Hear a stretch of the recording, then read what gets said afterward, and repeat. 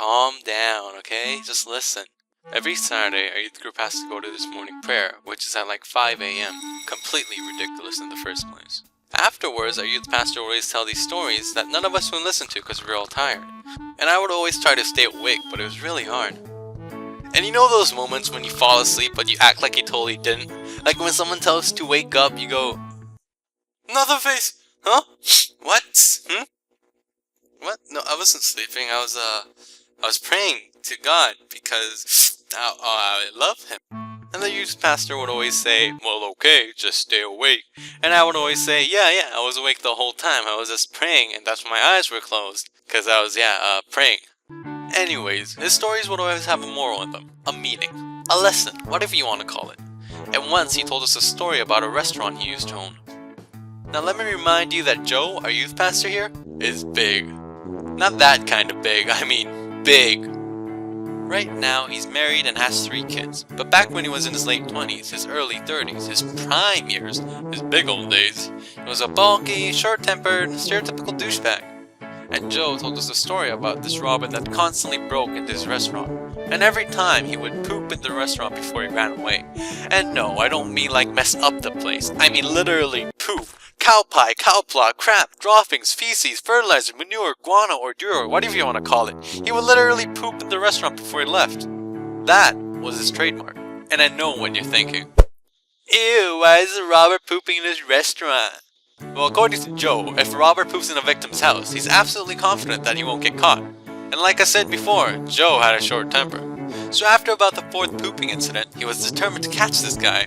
So one night, instead of going home, he decided to just wait in his car. Joe dozed off, but he soon woke up to the sound of glass shattering. He noticed that one of his windows was broken. Now what he should have done was wait in the cars and call the cops. But no, like the man that Joe is, he decided to go full-on man mode and kick the front door open and turn all the lights on. Then he looks around opening one door at a time slowly, being careful because the robber might have a knife or something. And at one point, he notices a door that was already fully open. And you could tell the robber was hiding behind the door, because you could see him by looking at the small crack between the door and the wall. So Joe acts like he's casually walking. Like, you know when you play hide and seek and you have that one douche that sees the other guy but pretends like he didn't see anything just to scare the heck out of him? Yeah, like that guy. So he pretends like he's passing by and BAM! Slams the door against the wall, jamming the robber. And what Joe was planning to do was just wait till the cops come. But then all of a sudden, the robber farted. And that fart somewhat reminded Joe of all the crap that he had to clean up because of that robber. So Joe releases the door and sees that this guy has a screwdriver in his hand. And for some odd reason, it made Joe go berserk. Like he went Super Saiyan. Like when Frieza kills Krillin and Goku goes like, "You killed my best friend!" Ah! Yeah. And I know what you're thinking. You're thinking, why is Joe fighting a dude with a weapon?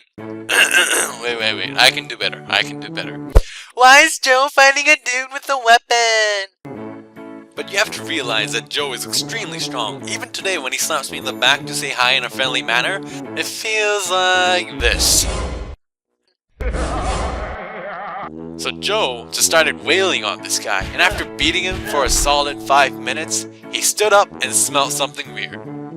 And he knew this smell. And I mean, like, he could be in a war in the middle of battle with machine guns, grenades, and smokes everywhere. And if we were to smell this scent, he would instantly know what it was. So he looked at the guy and noticed that this guy pooped his pants. So Joe could actually say that he beat the crap out of someone. Kinda cool. Anyways, Joe had to follow this guy to the police station and testify that the guy was a robber.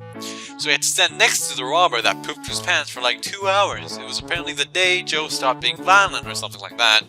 Look, the moral of the story is, don't be violent. Violence is not the answer. Okay? So, don't beat me up?